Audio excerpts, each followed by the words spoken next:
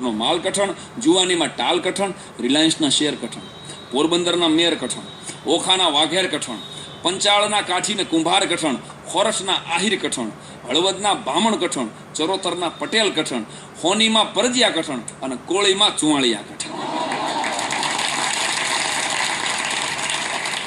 પણ એક એક કોમ વિશે સાહેબ એક એક કેસેટ થઈ શકે એવી તાકાતવાળી કોમ છે હિન્દુસ્તાનની ધરતી ઉપર, ગુજરાતની ધરતી ઉપર.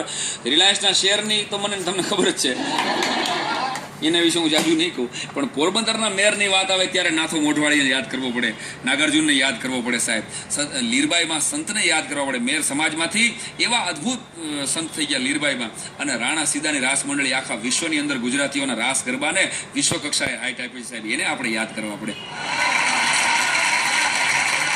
તો મેયર સમાજના ગૌરવ છે સાહેબ આ બધા. અને સૌથી વધારે ફોરેનની અંદર જો કોઈ ચરોતરમાંથી એક જાય છે લોકો વધારે, અને મને દુનિયાના દરેક દેશમાં મેયર મળ્યા છે સાહેબ. આ મજાની વાત કહી દઉં કે પોરબંદરના મેયર કઠણ, ઓખાના વાઘેર કઠણ, મૂળું માળેક અને જોધો માળેક, અંગ્રેજોની સામે ભલામણ સામી સાથે લડનારા ઓખાના એ વાઘેરો, ભૂકા કાઢી નાખે એવી તાકાતવાળા આ વાઘેરો.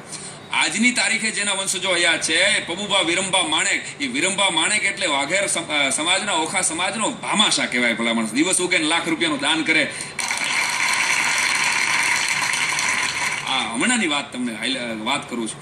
પંચાળના કાઠી ને કુંભાર કઠણ, આપો મેપો અને આપો રતો.